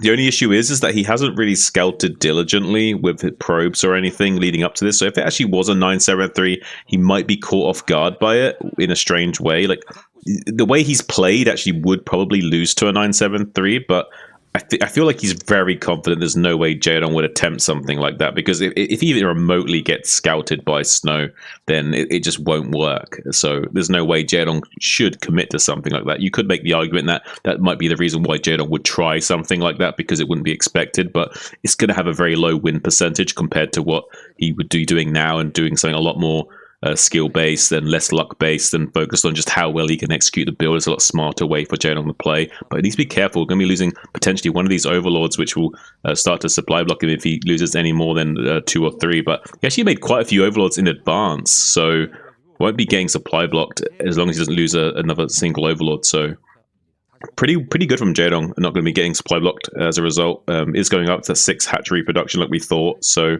yeah, I would say it's actually not too bad for Jaedong, as long as he doesn't take any economic damage here as these zealots start to come into the natural. Yeah, this is a little dangerous right now for Jaedong. He's going to have to rely on some finesse here with the lings, making sure that he gets good trades, gets good surrounds on these zealots as they come forward, and the drones are going to have to be pulled as well. Looks like he loses 1 drone, but holds on. Cancels that evolution chamber as well, a very handy evolution chamber to throw down there during that attack in order to cut down on the surface area. 1 zealot making its way into the 3rd, may be able to pick off a couple of drones. Looks like it was right click there, and will end up getting picked off by these lings. Massling over here in the top left, actually cutting down these zealots as well. So a great hold here by Jaedong, honestly. He didn't overcommit with lings. He didn't build, you know, a bunch of sunken colonies to hold this off. He just built the very bare minimum of defenses, and everything else has gone into drones here, and you can see from his drone saturation, it's really paid off. Yeah, Jaedong's looking phenomenal, and he's going to have a little muter switch now as well, so he's going to be able to snipe off some of these potential High Templars coming out soon, which is going to be great, because like around now is a High Templars on the way for Snow. He's going to be going up into 7 to 8 gateway production, putting on a little bit of pressure onto Jaedong while wanting to expand behind it. But now that we see Jaedong going for these muters, it'll be interesting to see if Snow has identified that there's this potential threat of like losing a lot of these Templars. Yeah, he definitely identifies it. Okay, he's got the Archon coming out right away, so he understands that there's this big threat of the Ogre Zerg counterattack, which is a really strong possibility from Jaedong here. Having access to the 3 gases and having all of that lava from so many hatcheries is really scary for the Protoss player. You need to take that very seriously. So going to be going up to like 5 to 6 Corsair at least. Make sure he can one-shot the Scourge. Also has the Archon to act as a bit of a point defense for those Corsairs as well, to protect them from the Mutalisk as well, so they just get like completely destroyed. They're going to come forward looking for an Overlord. Oh, a big shot from the Archon onto these mutas, dealing a ton of damage. Still has to be careful with the Scourge though. Scourge making those connections, picking off a couple of these Corsairs. Corsairs are very low, but with 5 still able to get in here and kill a few extra Overlords. Supply blocking Jaedong for now. Is just going to abandon this position, waiting for more Scourge to pop out of the main. As those Scourge now coming forward here, he wants to pincer attack this and try to pick off as many as he can, as many Corsairs as is possible. We haven't seen any Hydras out of Jaedong just yet. Trying to rely on the air defense here. Really nice position on this high ground, though, with the 2 sunken colonies. You are not getting up there. You are not getting up there, Saiyan, not at all. Yeah, it looks like Jaedong's not going to die for the time being, but we don't ever see a 3rd base coming out from Snow. It looks like he's going up to more and more gateways as well, so Okay, looks like both players going to be wanting to commit to trying to find some good trades here in the next coming phase of the game. So many Scourge ready to try and flock and overwhelm these Corsairs, but they do have this Archon for point defense. Going to be coming to natural now, trying to kill some of these others. They don't have speed upgrade. This is Hydra's coming out to try and help defend that, but now it's a flood of Scourge just coming in to try and catch those, intercept those Corsairs, but not able to do so. Beautiful play from Snow, going to be diving back to the safety of that Archon. Needs to be careful though not to lose these Corsairs in the next coming phases of the game, because if he starts to lose any of these Corsairs, he has to dump more and more gas into that air superiority then again, and that would mean he wouldn't be able to produce as much High Templars and such, and not have enough Storm to deal with the follow-up Hydras. So does a great job from Snow, not using too many of those Corsairs. Only lost one Corsair so far to those Scourge. Great job from Jaedong though, putting the pressure on and taking a lot of free damage with those Mutalist Glaives onto those Corsairs, reducing the HP further to put on a little bit of pressure to this third base location right now. There is an Archon that's distracted. Huge Storm coming out and taking out all of those Scourge. Beautiful play from Snow.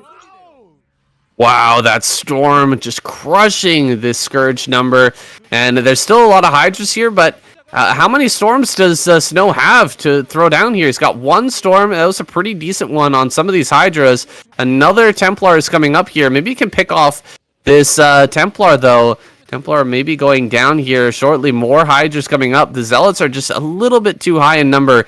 Looks like Jaedong going to be pushed back for now. More Scourge coming out here, trying to connect with these Corsairs, but looks like the cannons will keep them protected.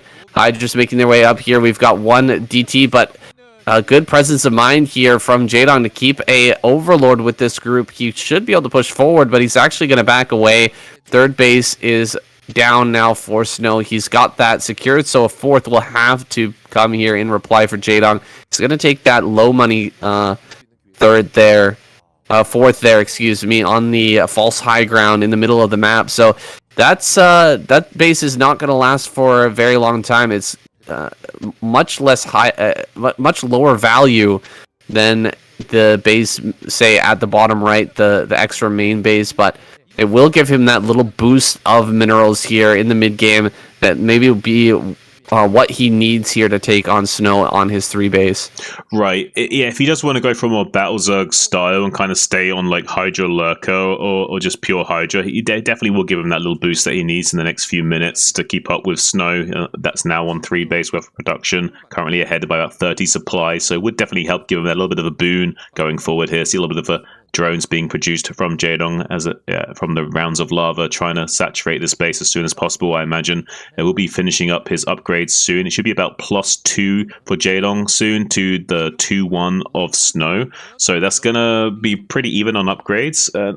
One thing Jaedong could try to do here is, if he stays on this Battle Zerg style and just really doubles down on making as many units as possible, maybe he can overwhelm Snow when Snow tries to come out onto the map. It is possible, but I don't think he's lining up well enough to do that anytime soon. He's going to have a lot of Hydras, but there's going to be enough huge amounts of Goons and Storm available from Snow, and that Snow's getting into the main base with the Corsair and is confirming that this is going to be potentially a Battle Zerg style. Now it looks like Jaedong is kind of like admitting defeat in the sense of, now I have to make the Queen's Nest and start to tech just in case I can't really win with this Battle Zerg style. It does look like he's not going to be able to win the game with the Battle Zerg style for the time being, at least, so it's going to have to eventually tech. And you usually do want to switch straight into Hive as soon as the Protoss player has his third base, and you can't really do anything about it. So Jaedong kind of a little bit late to the party with this tech switch into Hive, but he's going to be able to go for maybe a big Doom drop into the main base. He's loading up all of these Overlords, saying this could be a good play by him, but it also could be a nightmare situation where it just gets completely destroyed. Yeah, I think this is going to work out well, but Snow is going to go for a counterattack during this. He could wipe out the third and maybe go for wipe out the fourth and maybe go for the natural as well. While the army here of Jaedong is kind of small in defense, he's drawing the army down into the bottom right-hand corner, though. This is absolutely the best possible situation for this drop to work for Jaedong. Here comes all these overlords here into the main. He's going to drop right on top of this. The probes are going to be escaping here, but a lot of buildings are going to end up going down. A lot of zealots are going to have to be pulled here to defend The counterattack is coming down, but actually Snow a little bit slow on that. There are lurkers now in position. There are Hydras there as well, so he won't be able to shut down the 4th base, and he's losing so much back at home. Yeah, most of the Hydras were cleaned up, so there's not a huge amount of DPS here, so we won't be losing too much of this infrastructure is Snow, so we'll be maintaining all of that production, but he needs to be careful. Losing these high templates in the middle is huge. So much Storm just went down the drain for Snow. He has a lot of Zealots and Goons, but not a lot of High Templars, so this is really bad news bears for Snow, and he's mining so many probes on this gas and not minerals as well, so not really getting much economy as well is Snow, not mining in the main base, so this is actually really bad for Snow. This kind of could fall apart for him really quickly as Jaedong also takes his 5th base location in the top left as well. So going to be moving up in the world in terms of his production is Jaedong, still hammering away on these buildings in the main base, causing a little bit of a headache for Snow before we can get back to mining. Currently reducing him to 2 base of production. Is also taking the 4th base of his own in that top right mineral only as well. So, ooh, some of these overlords are going to have to be careful though, getting intercepted, losing a little bit of that to the Dragoons, and now might be getting the cancel on this hatchery as well on the left hand side. So Jaedong going to be forced to stay on 4 beta faces for the time being. Maybe has to expand towards the 6 o'clock location instead. Going to be catching this DT in the bottom right as well with that overlord and Hydras, trying to maybe expand in the bottom right main base and try and take 2 bases out from underneath Snow. If you can get both of those main bases, it's going to be huge for him. Good skirmish in the middle of the map as well, sniping off some of those High Templars, and Snow also doing a good job of landing some pretty good Sonic Storms of his own. So nice little skirmish from both players. So far though, Jaedong slightly coming out ahead in those trades. Needs to be careful though with Snow getting this 4th base online. We'll have a lot of production coming in soon. So right now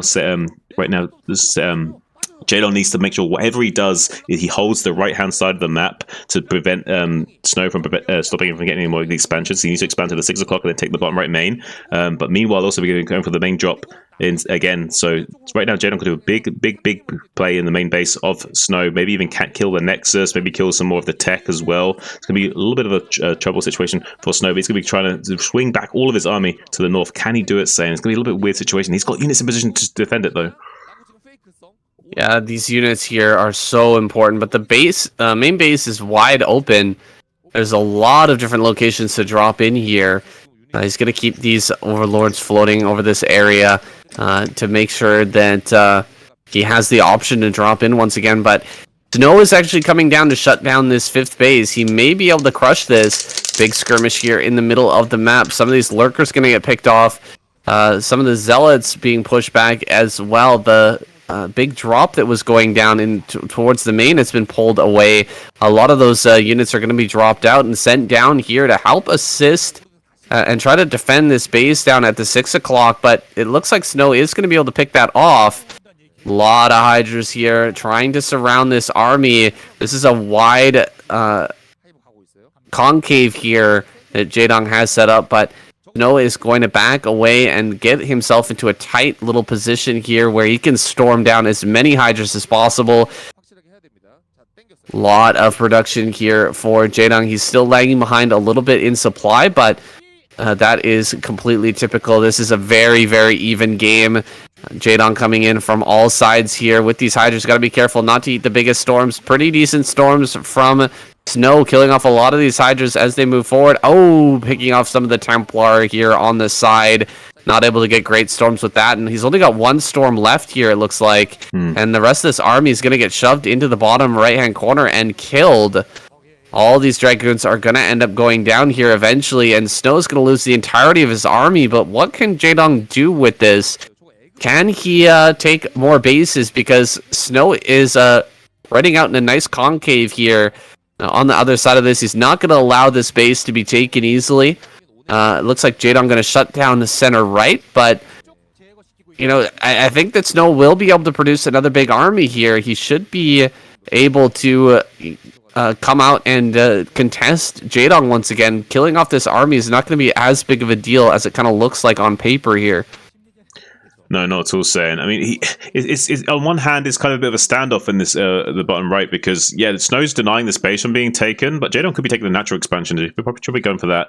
Now a little counterattack going to be going in the top left-hand side of the map, trying to deny this mineral only expansion going up yet again. Probably will get the kill on that with these zealots. There is enough DPS there to destroy that. Nice storm as well on these Hydras coming in from the right eastern flank to deal with that. Oh, beautiful storm. That's a beautiful third storm. So it looks like Snow doing a good job of trading fairly cost efficiently, but Jaedong can still run away with this game. He has enough for production. He has enough hatcheries where he can just start swarming Snow with plagues, with cracklings, and just completely overrunning him. Does have these units boxed in the bottom right, but it looks like Snow's going to come into sandwich from the top and from the right hand side to save these units and also get some good trades onto Jaedong. Now going to be going for that pincer maneuver. Here come the Dragoons to the face of shotgun shots from the eastern side as the Zealots get on top from the left as well. Storms coming in from the top. Again, sniped by these cracklings though. One of those high templars did go down to those cracklings. Beautiful snipe from Jaedong, reducing some of the psionic energy output from those units in the coming phases of the game. Nice storm from there, just getting off on time before biting the dust. So both players doing what they can. It's beautiful storms in the middle of the map, blanketing those Hydras very cost efficiently. Beautiful, beautiful storms from Snow. As always, also going to be getting the snipe on this hatchery at the 6 o'clock. This is a big pick off for Snow because now Jaedong's starting to get mined out slowly in these bases in the coming minutes. So if he can keep playing whack-a-mole with these bases, it's going to be really great news for Snow going forward because Jaedong's going to kind of start to dry up, but so is Snow.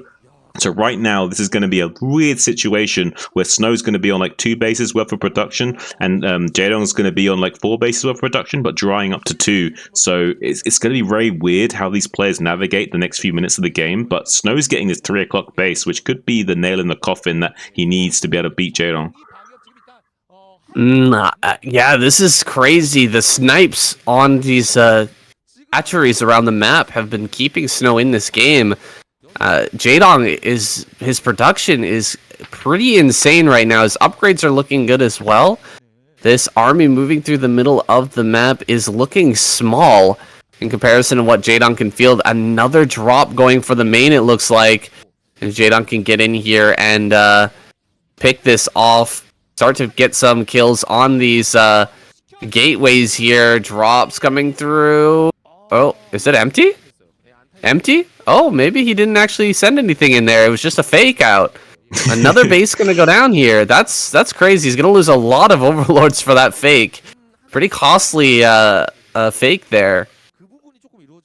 Yeah, it's didn't really accomplish a whole lot for him either. So, and with losing these hatcheries on either side of the map, it's a little bit of a sticky situation for Jaedong because he's going to start drying up. Now the main base is going to be gone, the natural's going to be gone, this natural third, that's low economy, is going to be gone.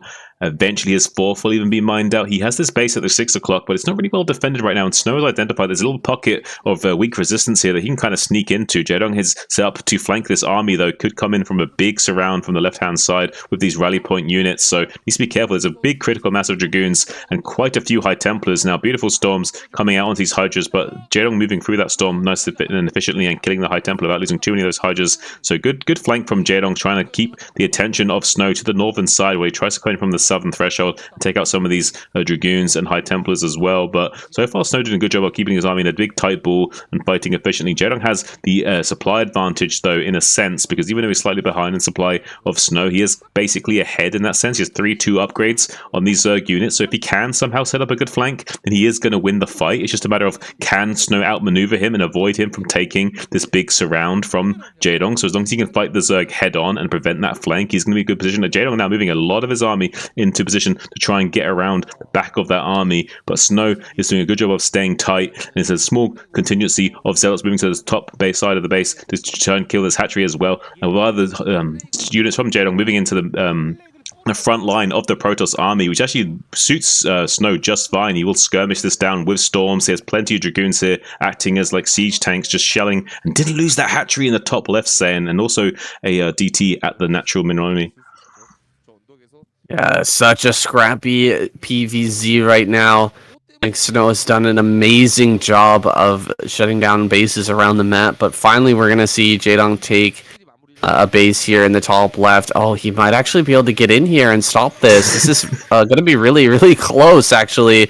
Lings from the high ground, but no lurkers up here just yet.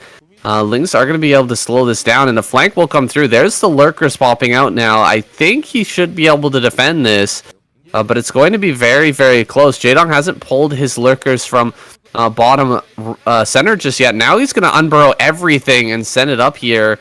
So he's bringing the entirety of his army forward to defend this base. And I think he should be able to do it With everything brought forward here, he should be able to shut down this attack, but will he save the base? The base is very, very low with just about 100 HP left. It looks like the hatchery does manage to survive, and this might be it.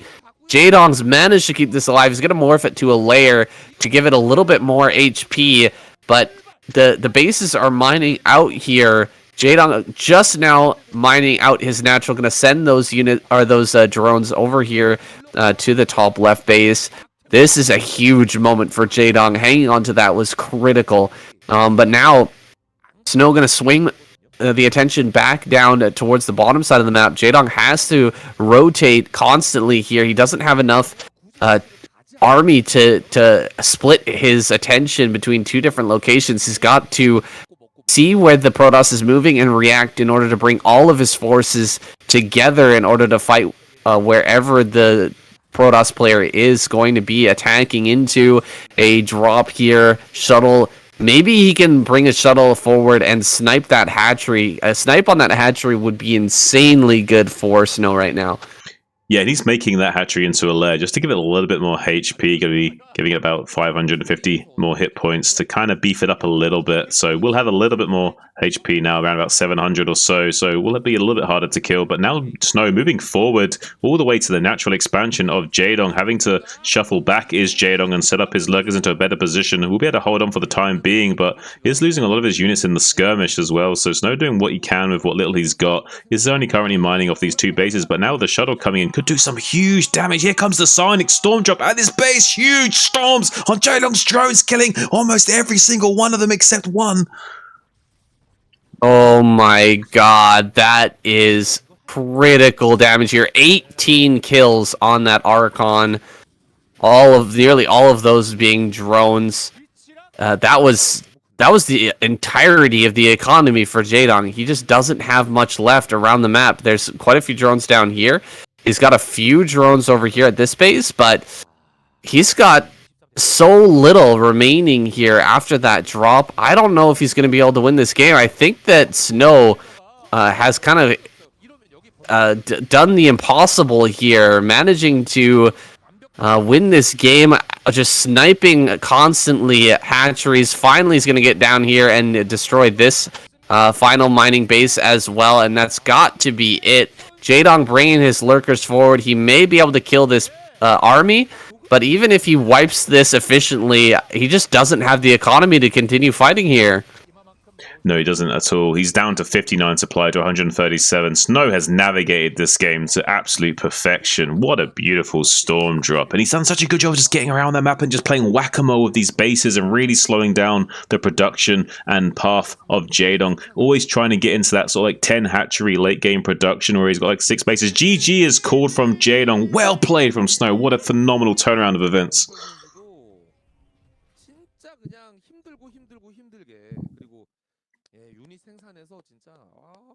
The clapper. Yes, the clapper. The slow clap. I'm gonna get a drink. Oh. Pure back. All right.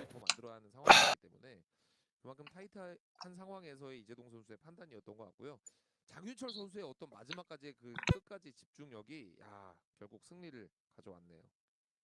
뭐 무슨 말을 하겠습니까? 지금 보신 분들이 다 둘 다 진짜 징그럽다라고 생각을 하실 거예요. 맞습니다. 징합니다. 하지만 우리는 즐겁죠. 야, 드디어 아니 근데 여러분 토스의 1킬하기가 이렇게 힘듭니까? 27분 45초로 했어요. 자, 여러분 추천과 즐겨찾기. 네, 그리고 에드벌론 지금 팬가입 많이 해주시는데 이렇게 재미있는 종족 수영전이 계속해서 유지가 되기 위해서는 여러분의 성원이 필요합니다. 그 성원이라는 거는 추천 숫자와 그리고 팬가입이 얼마나 되느냐 다 모니터링 되고 있거든요. 부탁드리겠습니다. 네, 얼른 지금 담배 피고 오시고요. 와, 이제 장윤철 선수도 진짜 이기면서 와 진짜 와 1승하기 진짜 엄청 힘들다. 네, 왜 이렇게 빡세냐? 이럴 수밖에 없어요. 왜냐면 진짜 진땀승이거든요. 그 순간 스톱 맞고 드론이 없어진 거 보고 이랬을 것 같아요. 네, 진짜 그럴 수밖에 없었죠. 왜냐면 진짜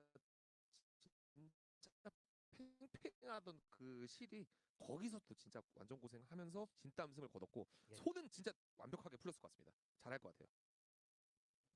방금 뭔 생각하고 있냐? 방금 전 경기 이재동이 이겼어. 나 장윤철이 장윤철이 이겼어. 이겼습니다. 예, 그렇죠. 그만큼 네. 진짜. 자, 이제 이 장윤철 선수는 자신의 장기인 테란전을 하게 됩니다.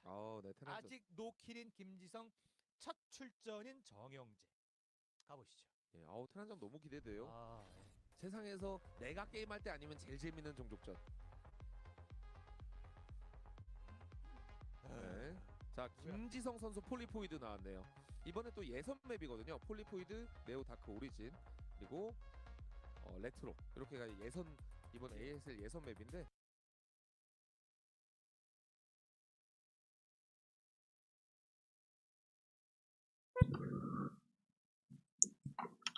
Yo, man.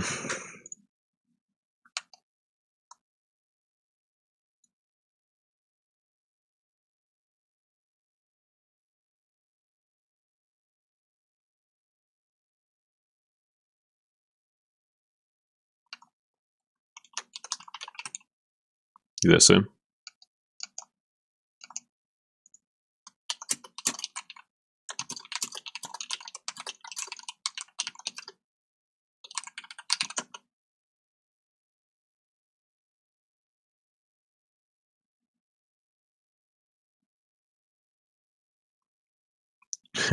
Well deserved clapper. Yeah.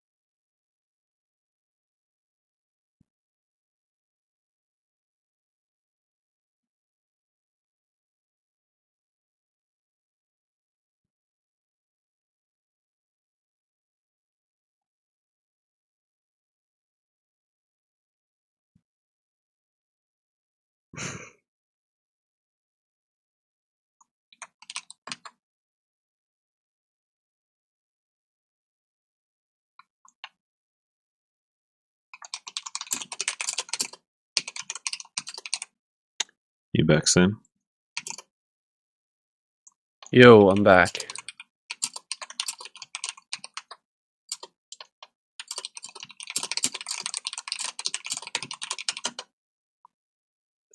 Hey, man. I'm ready to get back into it when you are. Oh, how many? Do you want to do like 1 or 2 more games, or how much more should we do for tonight? Oh shit! Hold on a second. What's up?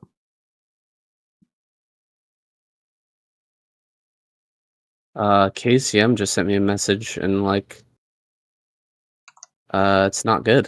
It's very not good. Oh, you want me to go off stream? You want me to mute stream quick?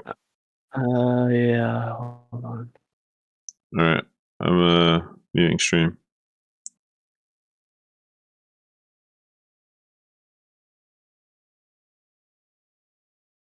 One sec, guys. I'm gonna be right back and talk to Saiyan real quick. Don't go anywhere.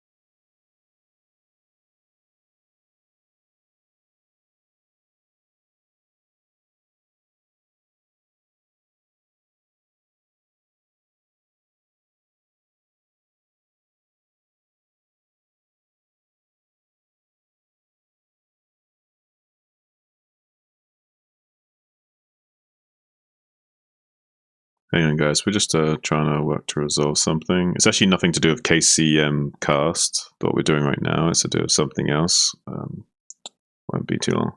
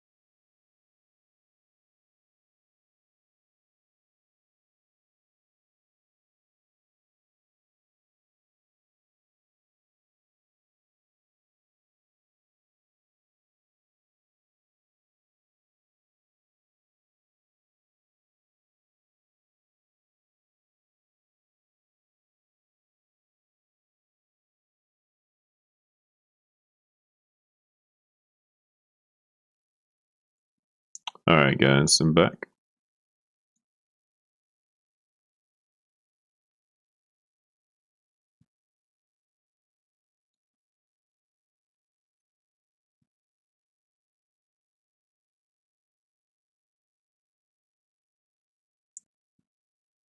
All right, so and do you need a little bit more time, or what do you want to do? Yeah, I'm just in a bit of shock right now. Hold on. No worries. Do you want to wrap this up and finish it tomorrow morning? So you can just not worry about casting right now, and you can just focus on dealing with that. Yeah, let's do that. Okay, let's do that, because I don't, yeah.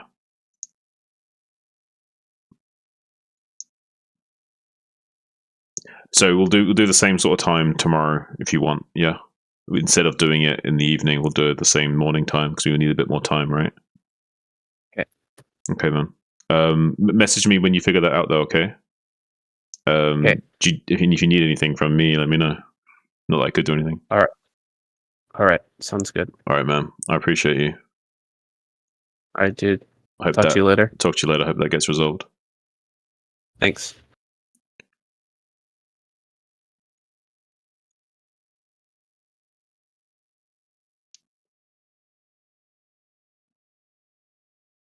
All right, guys. We're going to be wrapping up the stream a little bit prematurely because Sayan's got to go take care of something. So that's going to get dealt with. And we'll be finishing up the KCM cast tomorrow morning, his time, which will be more or less the same time here. So it'll be like basically 21 hours from now kind of thing, between that sort of time and 22 hours. So, yeah, come back tomorrow, similar time. We'll be doing the part 2 of the KCM cast before it gets uploaded to YouTube. So thank you for tuning in, guys. Really appreciate it. And yeah, it's a little bit unfortunate, but it is what it is. And thank you, Cameron. Yeah, it was too bad, but thank you for the good luck. Yeah, see you tomorrow, buddy. You take it easy. Good night, guys.